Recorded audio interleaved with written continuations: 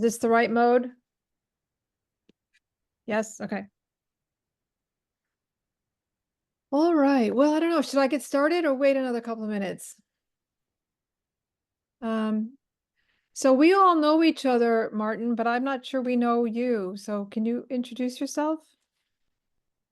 Yeah, I'm the current president of the Ohio Academy of Science. Okay, great. All right.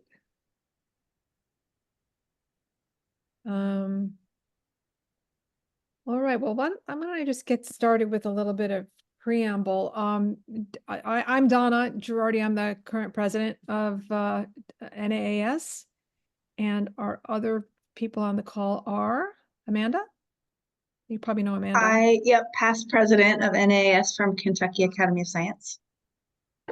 Okay, Carrie. I'm hi Martin. I'm Carrie Snavy Burge. I am the executive administrator for the Nebraska Academy of Sciences. Okay. And we have Hallie Thompson. Hi, Martin. I'm Hallie. I help NAAS with some administrative support and help run these Academy chats on the back end. Good to meet you. She's done really cool stuff in Missouri and elsewhere as well. Yeah, I'm a Midwesterner. Gosh, it's not often that I'm on calls where everyone is from the Midwest. This is pretty great. So I'm also the executive director of the Washington State Academy of Sciences. And we thought that as part of our governance work with NAAS, it would be a good idea to have, and actually Amanda led this effort to increase the organization's ability and capacity to have academies interact with each other. And through this forum that we're calling Academy Chats. And we're hopefully going to be meeting every month on a different topic that is of common interest to the academies, but topics around which the academies engage with them in very completely different ways. And so our thinking is if we share, we can also learn what other academies are doing. We've done this on a number of topics. And today is the first of a series our 3-part series, I think, that we're starting on nonprofit, how nonprofits organize themselves and operate. And we're starting off with a discussion on governance. And so today what we're going to, I thought Laura was Laura going to join us today? I don't remember. Maybe I anyway, we're going to learn a couple of examples of how academies do this, starting with the Washington Academy, Minnesota, or maybe we'll substitute Kentucky for that, Amanda, or not, and then Nebraska, and Carrie's going to give us a little presentation. I don't think I need to tell you this, Martin, that all of our academies who are members of NAAS, and probably even those that aren't, are considered 501c3 tax exempt organizations.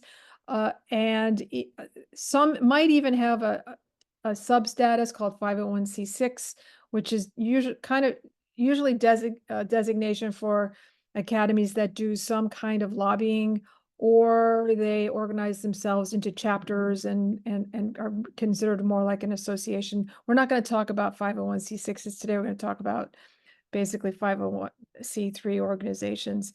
And so what we're going to do is make some brief presentations and then hope that you feel comfortable sharing with us what you do as well. And we'll have a Q&A. So I'll start with just some general thoughts about governance, and these are derived from my professional experience of working in nonprofit scientific organizations for close to 40 years now. And it's really, I kind of am very mindful of the difference between governing and advising, because I've seen different kinds of organizations and activities sometimes get confused about those two things, and they're very different responsibilities and with different authorities. And so I just want to spend a couple of minutes talking about that. For purposes of governance, a governing board or a board of directors really has the responsibility to do only a few things. Set the organization's vision and mission, and set the organization's policies, approve the budget and ensure the financial compliance to the budget, and then hire and fire the organization's executive. And that generally means the executive and not everybody underneath it. It's the person who has the responsibility and authority to actually run the organization. But the governance responsibilities rest with the board of directors. And as a board of directors, there really are only 3 duties associated with that, but they're big ones. They're the duty to really care about the organization and be mindful of all of the actions of the board of directors to the benefit of the organization. Also, the loyalty of the people on the governing board to the health and viability of the organization. And third is the obedience. And that basically means you don't enter into any kind of activities that would be disloyal or work at the opposite interests of the organization. And these are sometimes they're well articulated in organizations and sometimes they're not, but I just think it's a reminder of why people are involved with nonprofit organizations, and the vast majority of governing board members volunteer their time. So they might as well, know what they're getting themselves into and the commitments that they're making. Just briefly, what I call essentials is that in order to really be a nonprofit, that you need to have federal status, 501c3 status, and that has with it several requirements that you have to have an annual board meeting, you have to do annual reporting via the IRS Form 990, and that if you are a nonprofit, you have to have a governing structure. There are a lot of activities out there that are actually more like projects that often set up a board, but in real legalese, I guess they're really not boards of directors. They're advisory because the governing function rests in a board that is a board of a 501c3 organization. And so there are other examples of organizations that while they might be a project and might even be a well-funded project, they actually rest under a fiscal sponsor that does carry those responsibilities with them to oversee the budget, develop and ensure that the policies are adhered to, et cetera. And so, but for all intents and purposes, I believe that all of the academies who are part of NAAS are independent 501c3 organizations.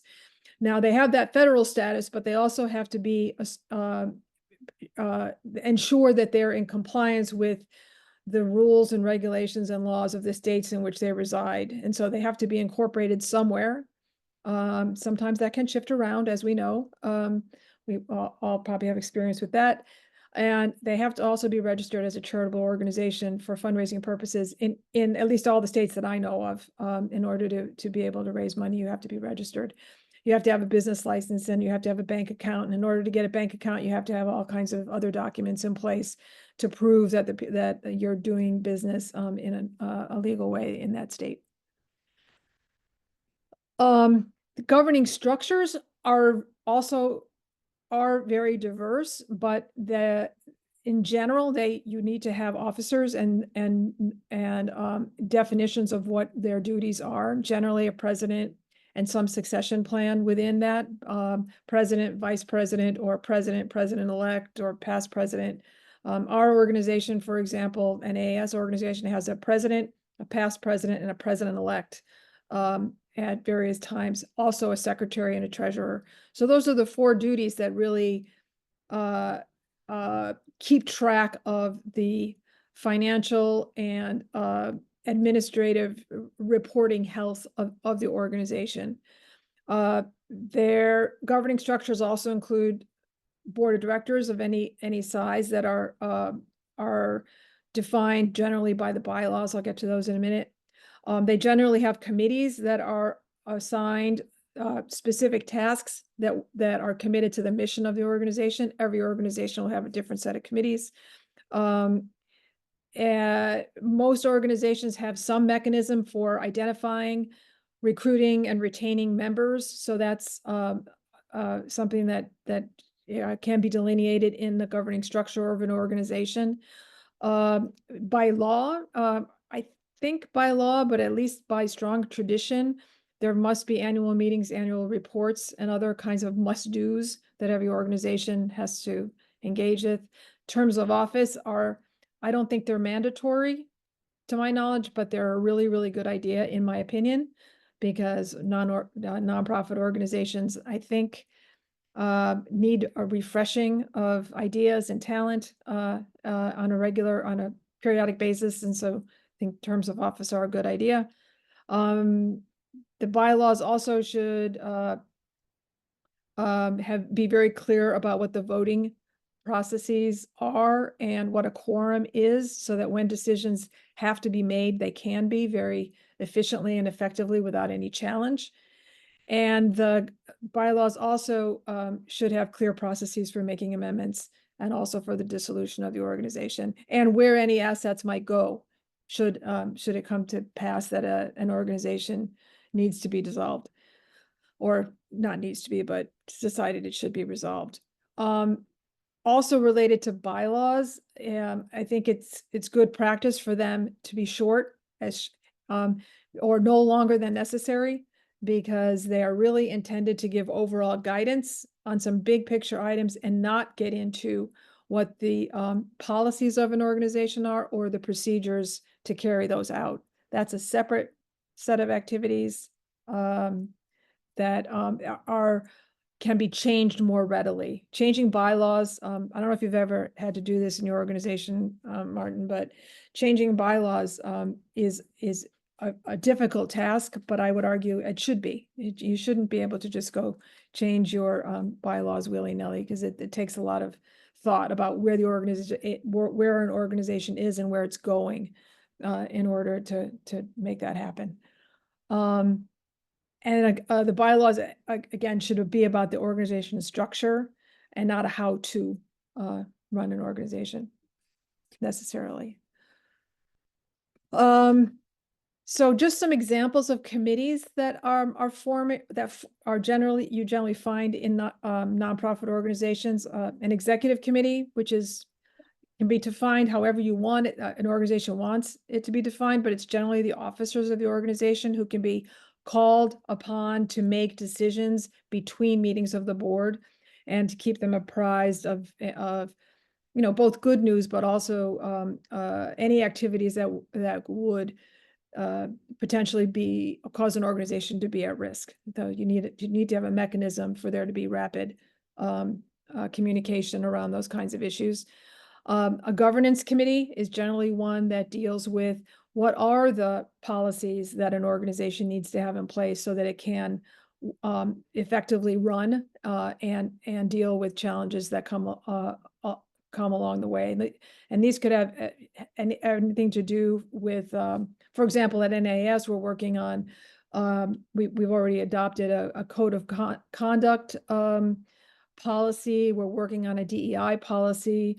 We're working on other policies that we can turn to guide our projects as they are emerging, or things we might want to do in the future. Other things, for example, we're also starting to enter into partnerships agreements. So what should be the policies for those kinds of activities that we enter into on behalf of the organization? Nominating committee. Amanda is currently the chair of our nominating committee for NAAS, and this is a really critical committee because it helps to identify the talent and the skill sets that are needed on the board moving into the future. So who can be approached and nurtured and so they could be put on a slate. Whether the slate is a competed slate or not, that's up to the organization, but to keep bringing in talent and new ideas, fresh ideas into the organization, that's the role of the nominating committee. A program committee could be a program committee that basically keeps an eye on what are the major programs going on in an organization. Finance, what's happening with the financial health of the organization. And the finance committee really takes a deep dive into what is the budget of the organization, especially in smaller nonprofits. They really get into the weeds on what will the budget be for the organization in the next fiscal year. That's critically important. We have limited resources. We have to know how they're going to be spent, and that's the role of the finance committee. Both the budget and also budget monitoring over the course of a fiscal year, and also helping with the preparation of the 990. Communications committees are really good to have to help map out what the key communications for an organization are going to be, the what and the why and the when. Not all organizations have the resources to have a communications committee, but these are just examples. Membership committee, again, how does one cultivate, maintain, recruit members of the organization? Some academies, for example, are membership organizations that are open, and others are membership organizations where members are elected.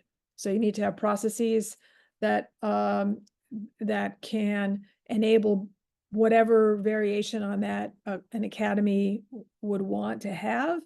And there generally are a lot of policies and procedures that flow out of those kinds of conversations on membership committees. And then fundraising and advancement, those words are used interchangeably a lot, have to do with how can the organization, how will the organization raise money to keep it going.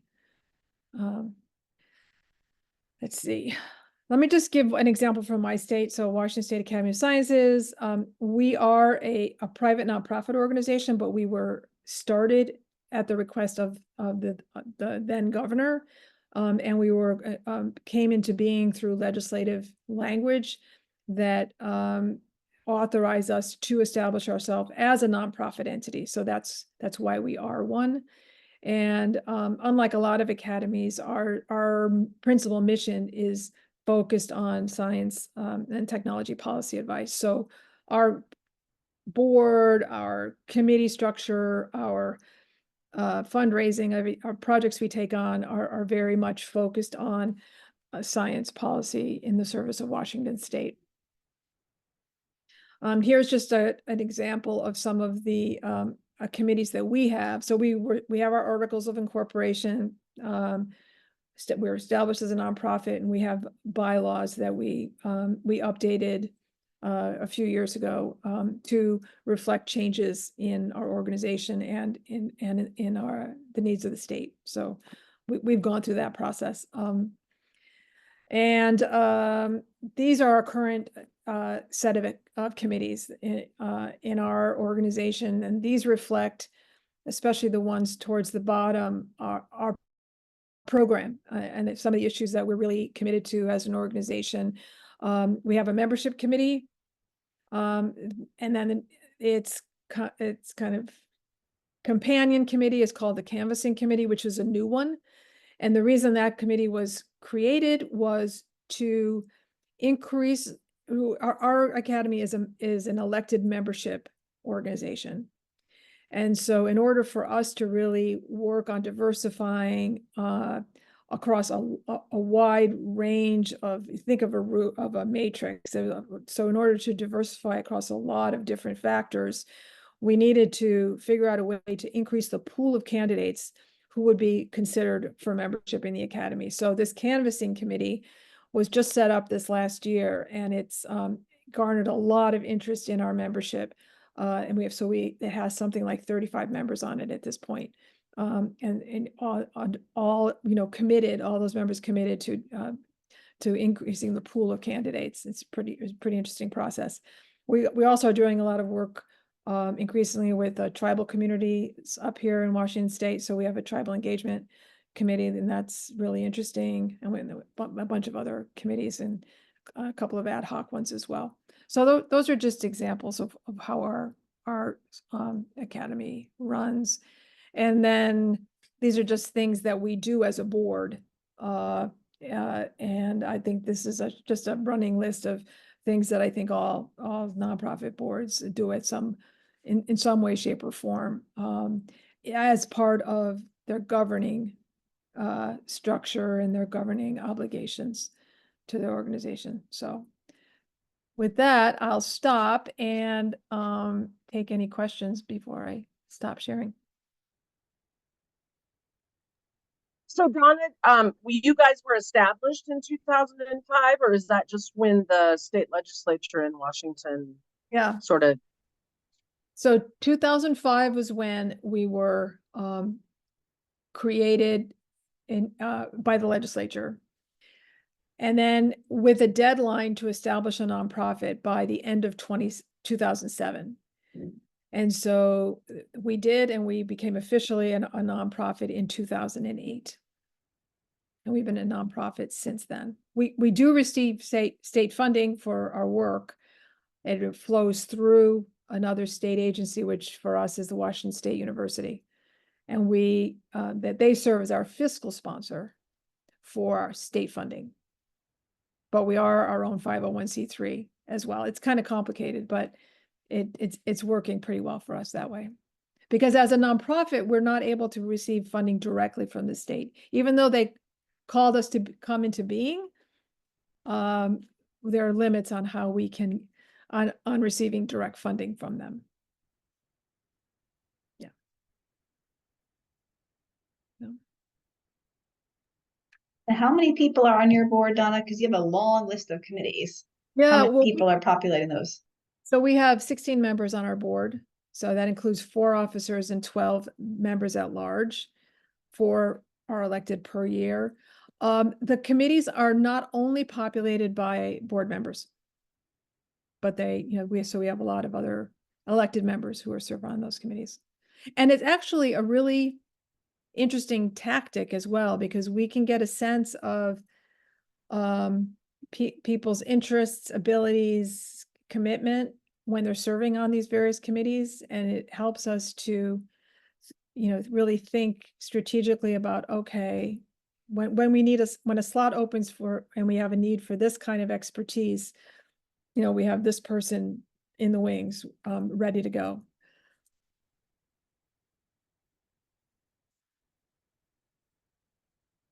No. All right. Thank you for listening. Next up. Amanda or Carrie wants to go first? Carrie should go. I don't have anything prepared.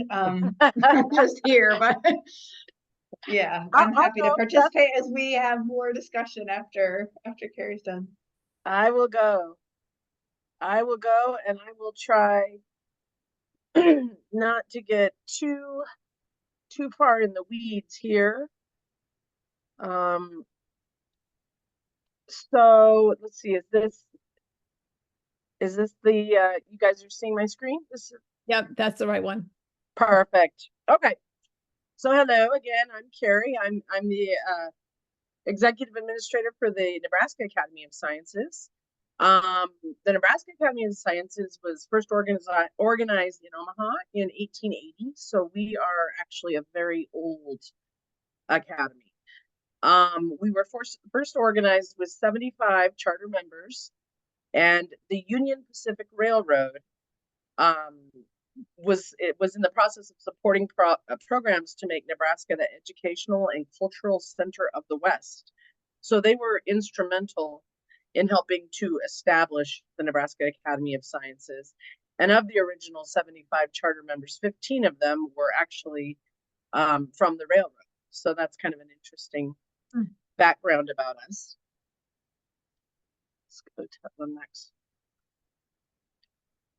Okay. These are some of the pictures of our charter members here. One of our founding members was a suffragette, and the Nebraska Academy included the first female chemistry PhD in the U.S. The first female PhD from the University of Lincoln was also counted as a NAAS member. By 1920, the 19th Amendment to the U.S. Constitution was ratified, and the previous year, Nebraska had joined the growing number of states supporting the right for women to vote, when Nebraska's legislature unanimously voted to ratify the amendment. That same year, for the first time since its founding 40 years earlier, the NAAS elected a female, Dr. Elda Walker, who's pictured here. She was an associate professor of botany at UNL and served as the organization's president. During her leadership, importantly for this group, Dr. Walker spoke of the need for state academies to cooperate across the country for Nebraskans to preserve wildlife and land, and for improved communication by science research with Nebraska educators, citizens, and legislators. And I think that's something that we still seek to do as well. So wanted to mention that. This is language that we use about our common goals. I won't read them all to you, but you know, the goal are to further the work of scientists and to facilitate cooperation to improve the effectiveness of scientists in the promotion of human welfare and environmental quality. To stimulate science education is a big one, and to encourage young people to become involved in science. So this is our Constitution. I put down our officers here, sort of following in line with what Donna started talking about. At the Nebraska Academy of Sciences, we have a president-elect, a treasurer and a secretary, and then we have a past president and a past president. And the past president and the past president serve as counselors for our executive committee. We also include the president of the Junior Academy of Sciences as a voting member on our executive committee, and also the state representative to AAS/NAAS is also selected by the executive committee and is a voting member on our executive committee. And then, of course, the executive committee appoints my position or any other positions that are hired within the academy. So again, right now, I brought up our executive committee members just to show, because it's kind of a point of pride, and I know you all have this, but the diversity across the state of the different institutions that are represented on our executive committee. We are housed at the University of Nebraska. I have a University of Nebraska email, but we're not affiliated with any one university. So you can see we have quite a lot of representation across the state. Chadron State College is clear on the western end of the state of Nebraska. So these are the affiliate voting members of the board. As I mentioned, we have the NAAS president, the NJAS president, and Mark Bathke, who I think you guys may know. All of these folks are voting members on our board. And then we have some ex officio non-voting members. We have the Nebraska Department of Education representative who is invited to our meetings and sometimes comes and talks to us about what's going on with her and learns about our stuff. The University of Nebraska State Museum rep is a non-voting member of our board. We are actually housed at the Nebraska State Museum within the UNL campus, so we're in Morrill Hall there. And then we have a long-range planning committee. These folks, these folks are often past presidents. Often after you get through president-elect and president, and then the two counselor periods, you kind of get shuffled into the long-range planning piece of it. And then another thing that Nebraska has that we're very proud of is our Nebraska Academy of Science transactions. And I just made a quick slide about that to talk about that. The transactions of the Nebraska Academy of Sciences were established in 1969 by the state legislature of Nebraska. And we received state funding for those first 2 volumes. The rest have been published with the support of funds that were bequeathed to the Nebraska Academy. You can find, if you Google search the transactions of the Nebraska Academy, you can find them and see where they are being downloaded. But it's an opportunity for our membership to have a peer-reviewed process and get their work out there into the world. So we're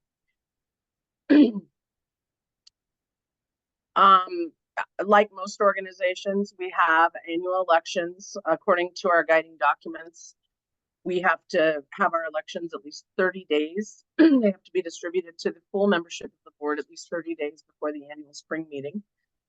I don't know if other organizations can speak to this, but I put down 26 of our almost 400 members voted in our last election. So there's more work to be done in trying to get folks more engaged on that. We also have at least in the last few years, we've had some trouble getting people who want to run. That's also been a difficulty. So happily, we slid into it this year, but we had people who were running, you know, absent of an opponent or anything like that. And I know that's sort of probably par for the course, but our board meetings are held quarterly. So they're held in March, June, September, and December. Of course, 2/3 majority have to be present to constitute a quorum. I will say that, like, if we have something come up in the meantime, we do often do votes via email as well. We have standing committees, just like Donna mentioned. The program committee is essentially responsible for putting together our annual meeting, which is in the spring. I think that's different from most folks. I think most of your annual meetings are in the fall, ours are in the spring. We have a policy committee. What's unique about our policy committee, I think maybe, is that our policy committee is made up with a member of every major institution in the state. So the policy committee is quite large. It has, you know, members of Doane College and Wesleyan and University of Nebraska at Kearney, University of Nebraska at Lincoln. Each institution and school of the community colleges also have a place on the policy committee, and this is their opportunity to try to bring their institution together for collaboration with the group. These meetings, this policy group meets as needed, generally once or twice a year, but most recently they met because we wanted to kind of try to reorganize our fee structure. We were hoping to set up some sort of free fee structure for universities, so you could buy, you know, $2,000 into the university and have so many places at our annual meeting and stuff like that. It's one of those things that was discussed a lot. We haven't gotten it off the ground yet, but that's one of the things that the policy committee was talking about here in Nebraska. Our long range planning committee, it basically it does what it says in the title. It tries to see the future for NAAS. They haven't met since I've been here, but I do know that they were responsible for bringing in a speaker to help us try to organize a strategic 5-year plan. So I think that's some of what they do. The nominating committee is where the past presidents get together and try to prepare a ballot. Like I mentioned earlier, the cause of trying to bring people in to run for office has kind of fallen upon all of us, as there's been not as much interest as we would like, I think. The PEP committee, this is one of the things, as Donna was mentioning, that we must do every year. This is the policy committee, executive committee, and the program committee. They meet during the annual meeting of our academy meetings. And this committee is where we officially hand over the gavel from the past president to the new president and announce the results of the elections. And then I just put in our annual meeting, which we just had in April. And just to give you a sense about how that goes for us here in Nebraska. We had around 342 people attend this year's meeting. Our meeting is broken down into these sections here that are off to the left of the screen. And so you can kind of see how people are submitting abstracts for our meetings. I think next year we're already going to add a couple of additional sections that have been, the community has asked us to do. We want an agriculture section, which we may or may not try to combine with environmental sciences, but we're working on that. And then I put this in, and I know I talked about this actually before the meeting started, 50C what? Um, as I started, this became kind of a big deal with the board that rotates all the time.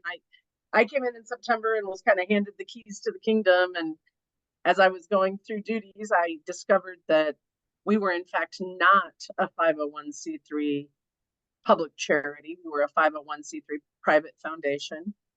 And what I have learned since about that is that we once were a public charity, but because we operate mostly off of funds from our endowment, that kicked us out of the IRS's classification of a public charity into a private foundation.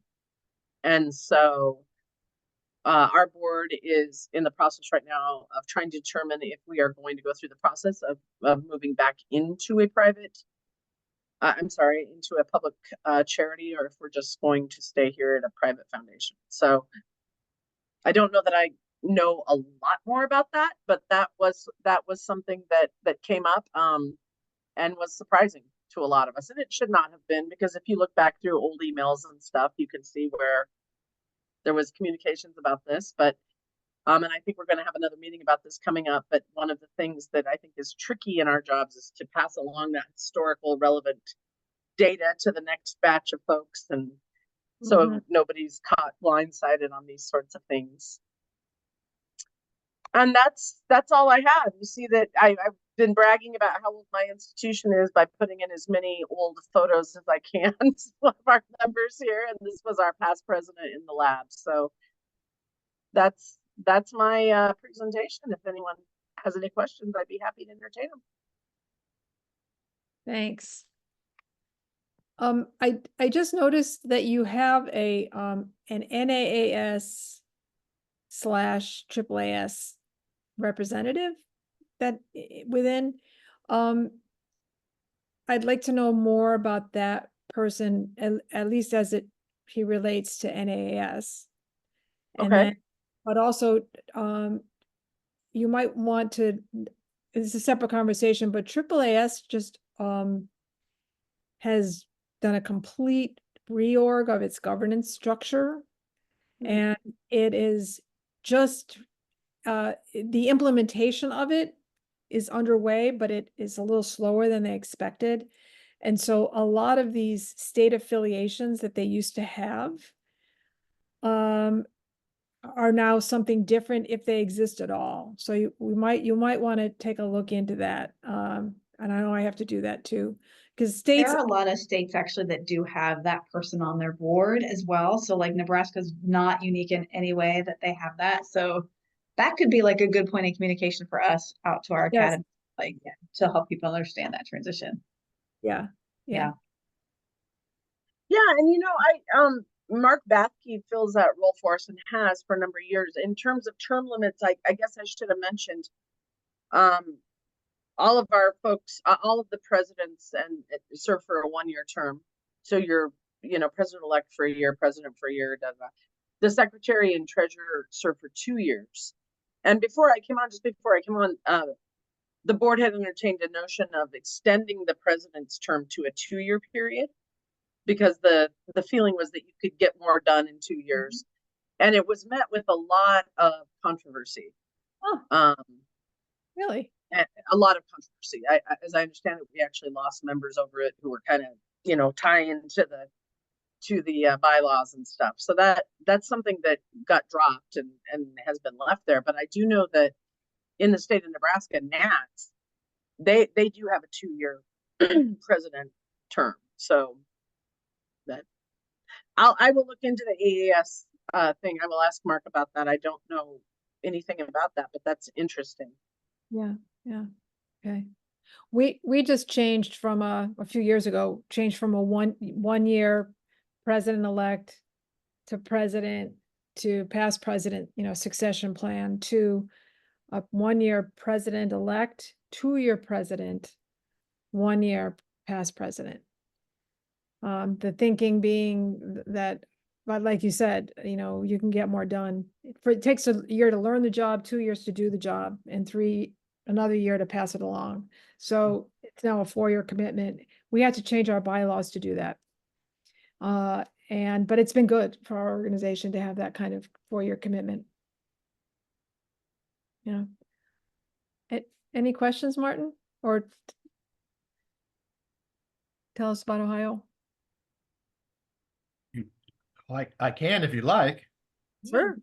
Okay, well, Tuesday of this week, Phil Winchell contacted our office and asked that somebody represent the Ohio Academy of Science in this meeting. It trickled down to me. So I did put together, if you want, I did put together information on our Sure. organization. The original explanation that you gave regarding 501c3s and the type of articles of incorporation, bylaws, that kind of thing. I have experience with several of those over the last 30 years, and everything you said meshed with everything I have understood and experienced. So I didn't see anything in there that I could dispute. So keep your PowerPoint the way it is.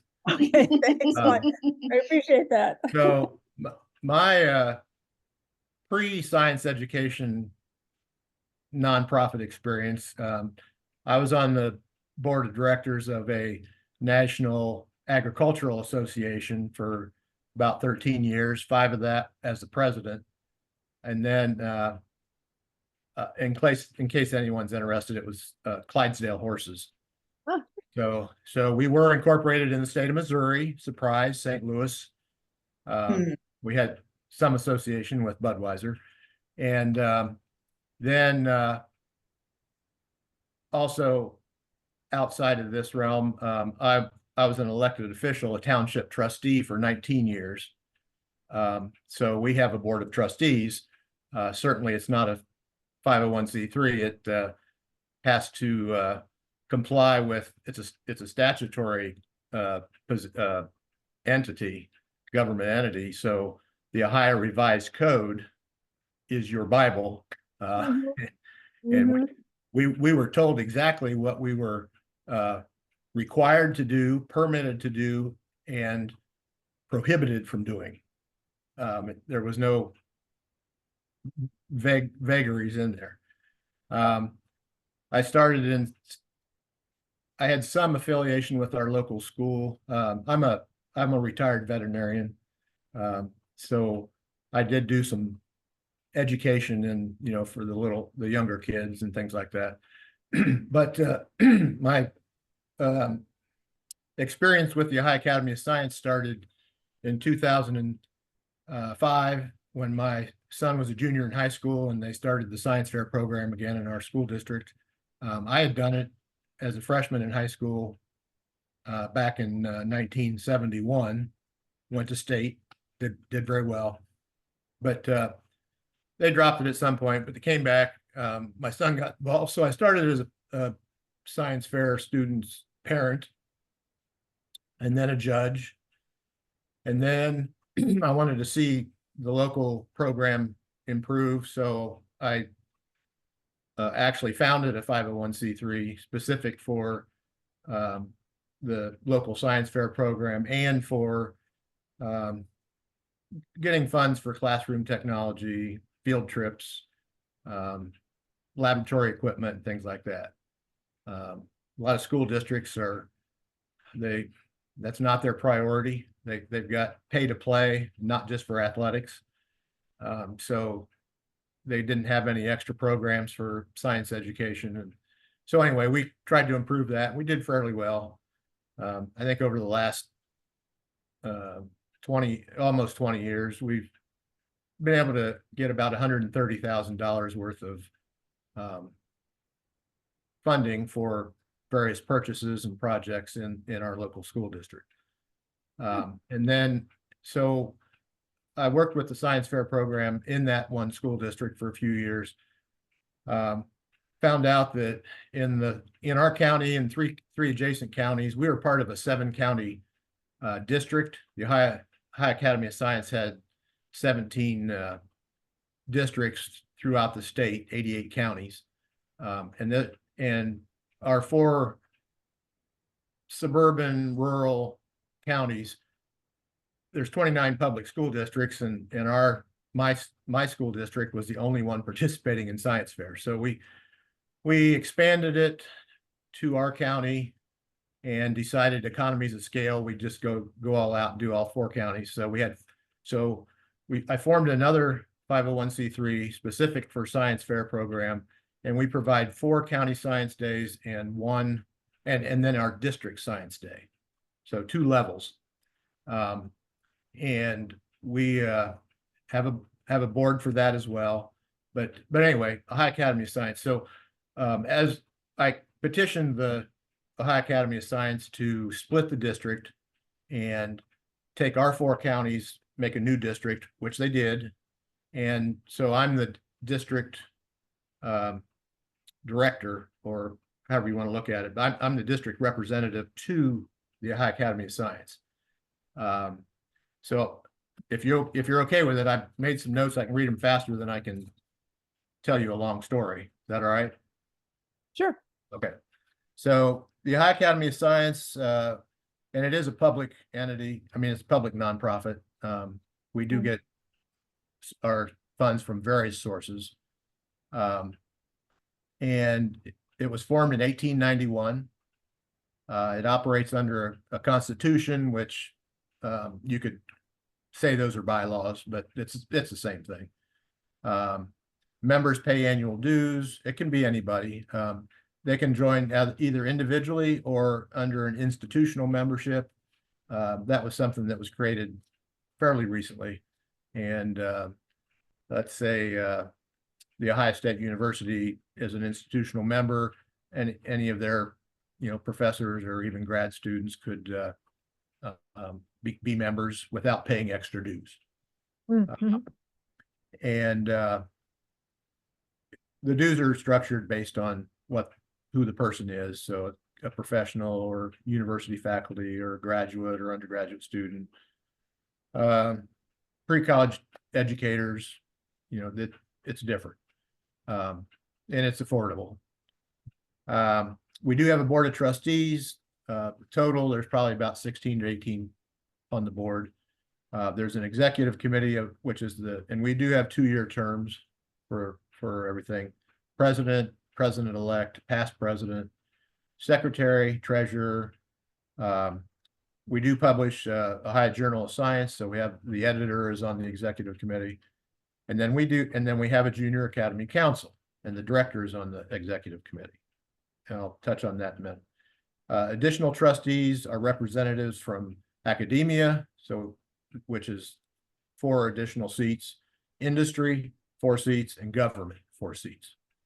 We have a office staff, which includes the CEO, and then the other full-time or part-time staff. There's 4 to 5, and they help with administration, program directors.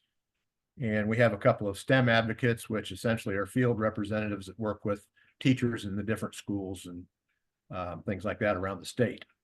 Mhm. We do have an Ohio Journal of Science again, started in 1900 up to the present. More recently, it's become, I think it's called open source, maybe. You can access any published articles online. And we do have an editor, of course. And then we've had an annual meeting, which includes a symposium with poster presentations, podium presentations. Last couple of years, we've had a panel presentation, plus questions and answers. And let's see. We talked about funding. Some of our funds do come from the state, not every year. Of course, the state's budget is biennial, and we had a couple of the biennium that we did get money, and the one we're entering right now, we didn't. But the money that we do get doesn't come direct. It goes through the Ohio Department of Education, so they get to put their finger on it, and takes a lot more paperwork and time. We do have a Junior Academy Council, JAC. That was formed in 1940, and you could look at it as a committee of the academy, or I don't know exactly how to term it. The representation on the JAC does not come from the Board of Trustees, though. So our state's divided into districts, and that number and configuration varies over time. Each district has a host institution, which is a higher education, one of the universities or colleges, or in some cases a community college. And each district holds a district science day. And it's being reconfigured for 2025. It'll actually be fewer districts, and they'll be called regional districts instead, or regional science days instead. Yes. So a question about the JAC. Yes. Is it does it exist separate from the No. No, it's part of the academy. It's a program, big council under, all right, okay. Yeah, it's not separate. Okay. So the each district holds a science day, and each district institute, or each host institution, forms a district council and appoints a host institution representative to the JAC and a pre-college educator to the JAC. So there's two people representing each district on the JAC. The JAC members vote to appoint a director, which is the chair, a position that I then served after I became part of the district, or the JAC. And of course, after I agreed to do it, then I found out that the JAC director is also on the executive committee. So, and then the JAC director serves, JAC guidelines exist as a document. They're reviewed and updated as needed by the JAC, and then approved by the Ohio Academy of Science Board of Trustees. The district science days must meet minimum requirements found in JAC guidelines, and there's a memorandum of understanding between the academy and each host institution. And it's up to then each district to fund their event, and if there's any awards or sponsorships or anything awards or scholarships or anything like that, then that's up to the host institution and that district council to do. The academy does not fund those things. What do you mean by host institution? My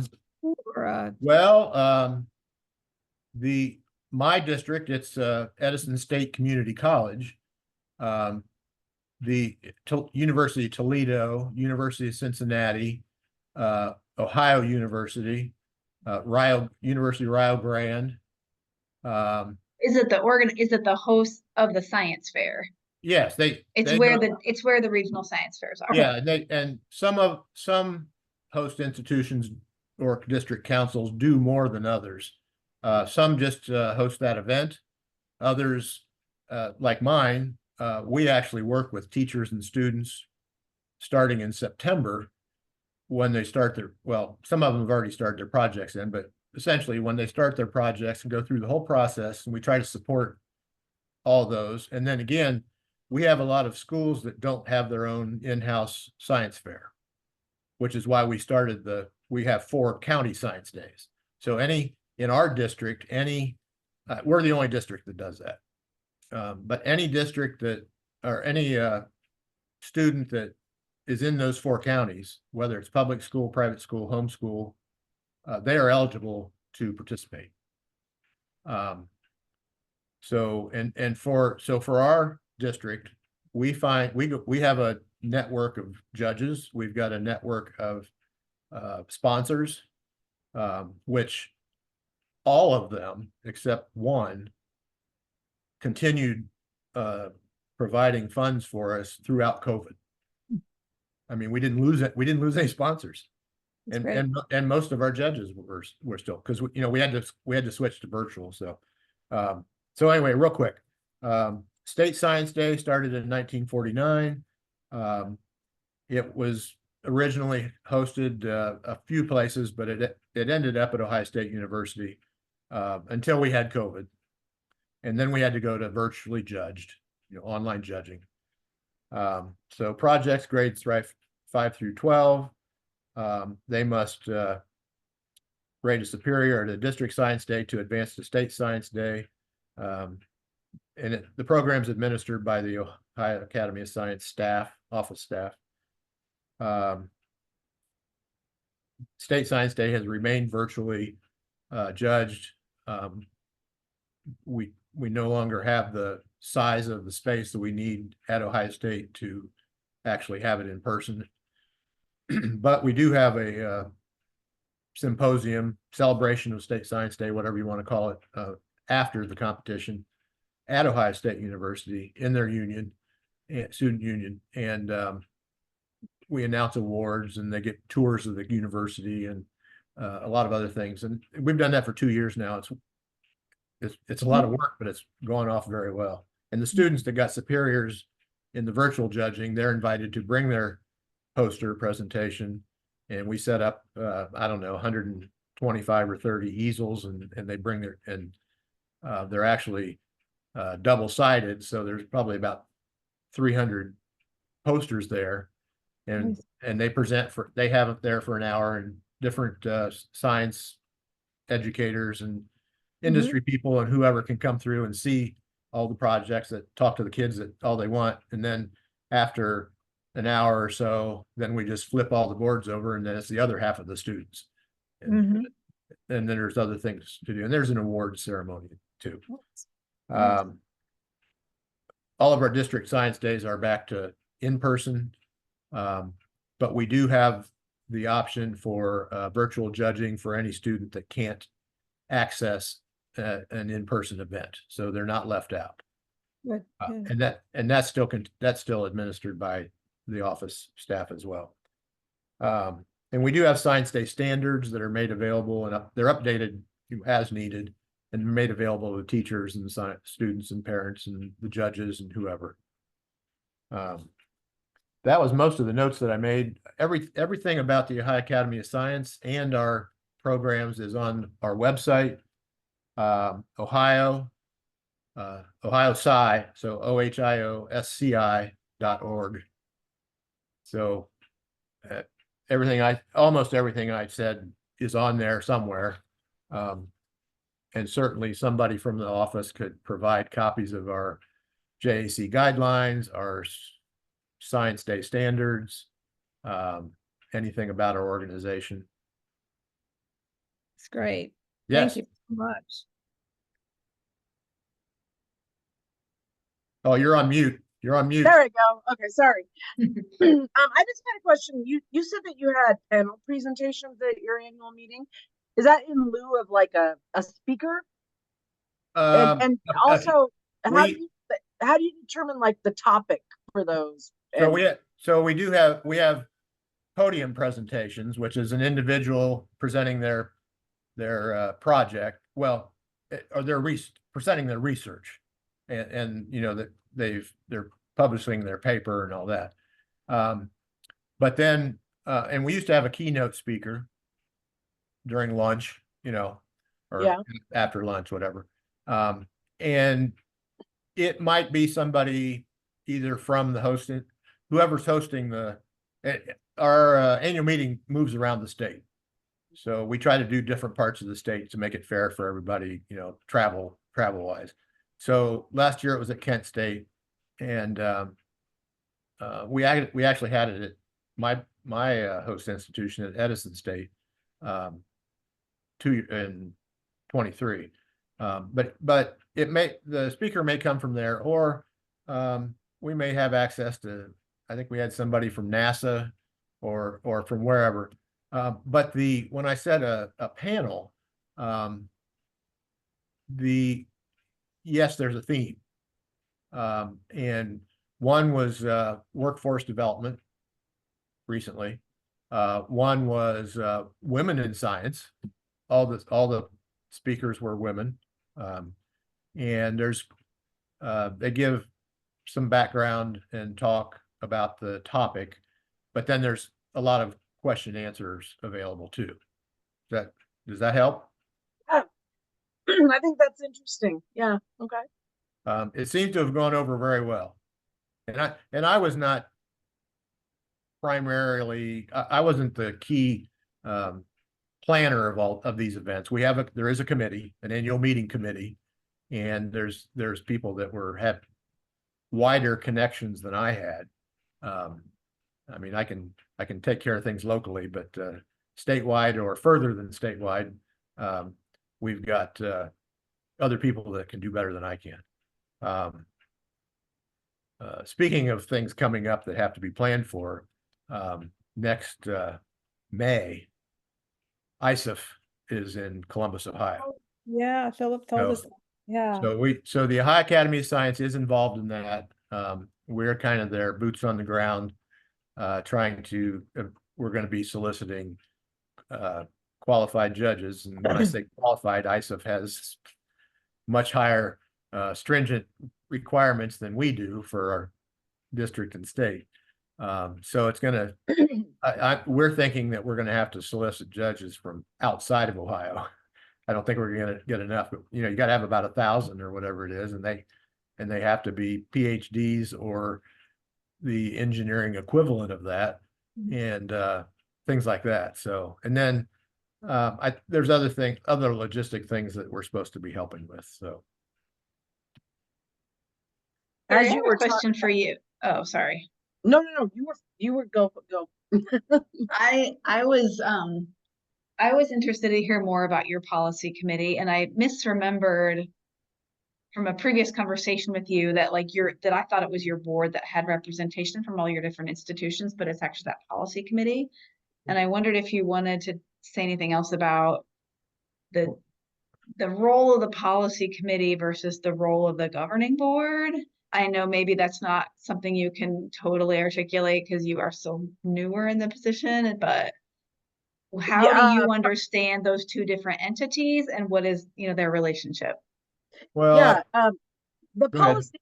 Oh, go ahead. Go ahead. Hallie, who are you asking that question to? Oh, I was asking Carrie about her Oh. policy committee. Go Sorry. ahead. No, it's okay. So yeah, no, the policy committee it has a representative from each institution in the state. And as I understand it, they're really supposed to do is they're supposed to make sure that everybody, because I was listening to Mark talk, and I know, Amanda, you've said this in the past too. Another thing that we kind of go round and round about Nebraska is moving our annual meeting, because our population center is all on the eastern side of the state in Lincoln and Omaha. So, and it's an 8-hour drive across the state of Nebraska. So when Shadron is bringing folks over, it's a haul, it's a commitment. And so we have talked often about trying to move our board meeting, but the fear is that if we do that, we won't have the attendance because people won't travel 8 hours to get to Shadron. So I think that the purpose of the policy committee is to try to bring allow every institution to have a seat at the table, to have a voice, to feel like they're part of the organization. And we have varying levels of participation. We have folks who are kind of in name only on there, and we have folks that are much more active. And so, but yeah, I don't know how much more I can speak to it than that, except for that it exists and that we're trying to get it more engaged. And they do.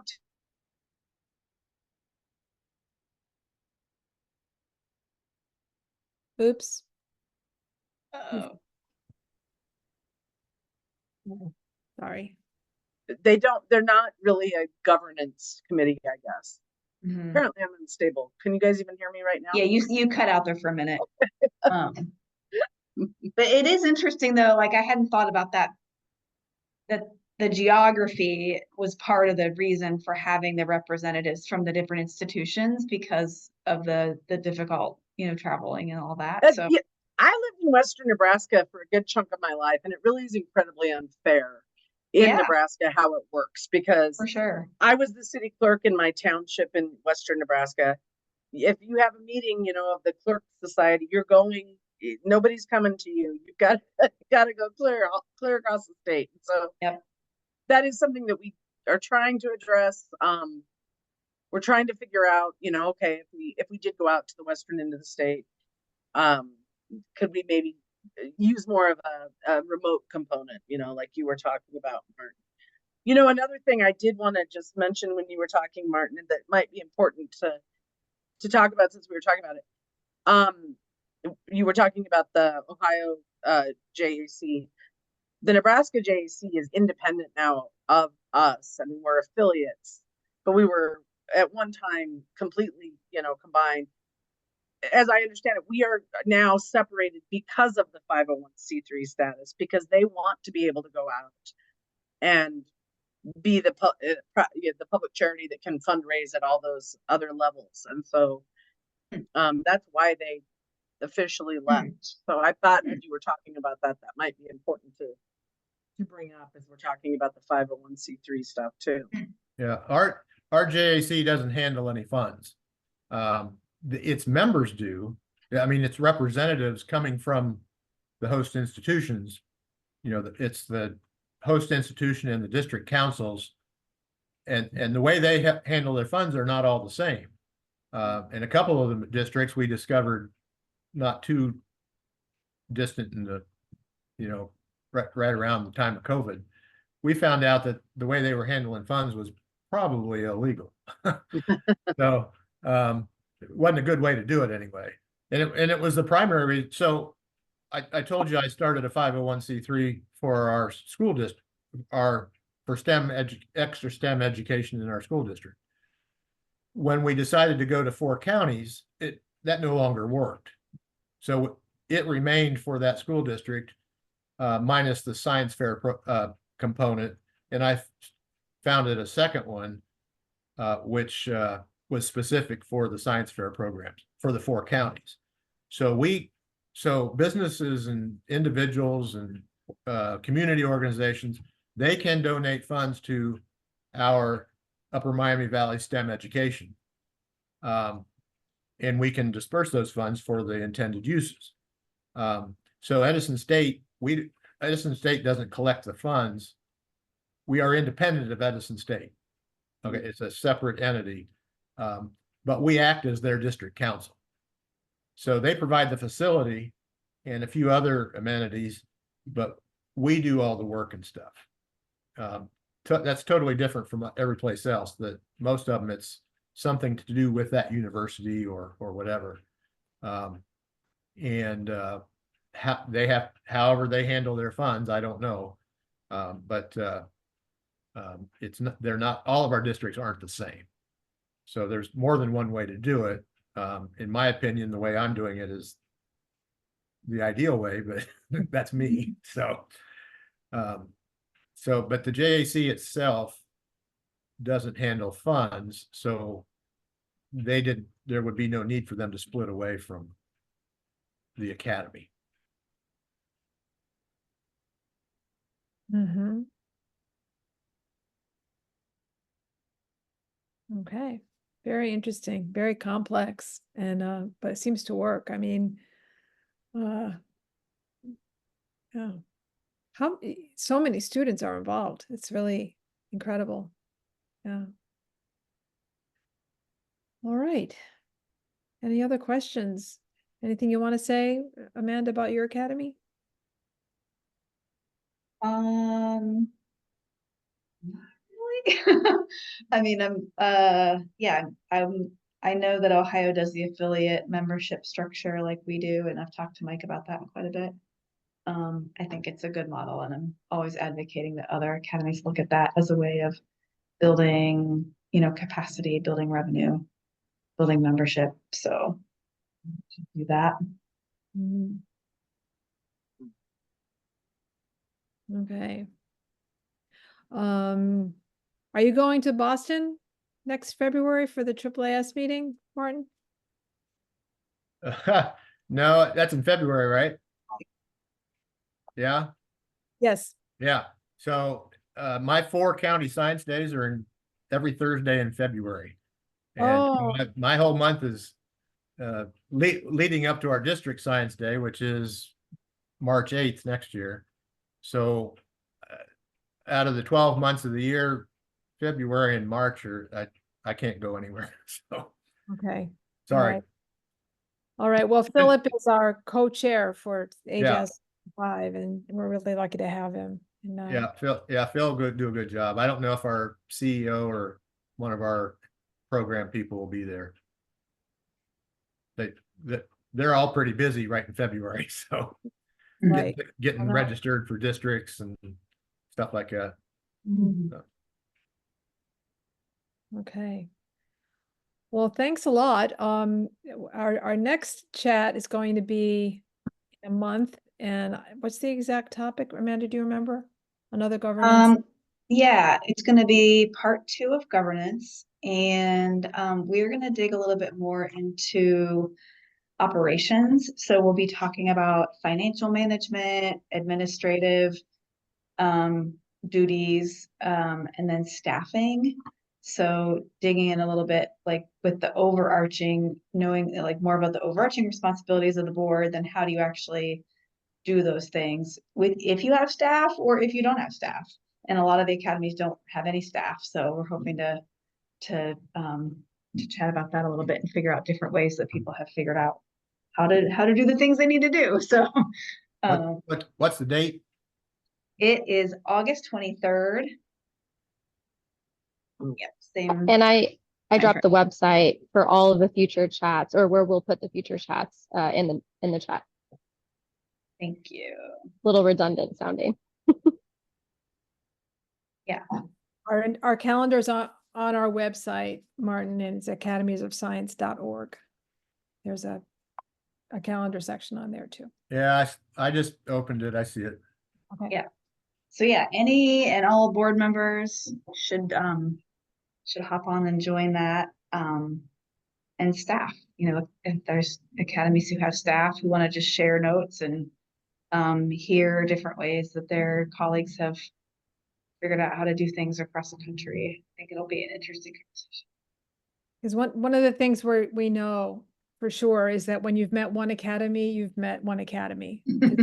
It does it differently, but we really can learn from each other, different structures. And when I started my job, the academy chats were kind of what helped me understand what my job was, because nobody, like I said, they introduced you to the kingdom and you're on your own. So it was good these have been great for me. So we're a bunch of really small organizations for the most part. And so, yeah, it's valuable to me too, to just connect to colleagues in different places and find out like what the common challenges are and different things that we'll figure it out. So I agree. I learn a lot.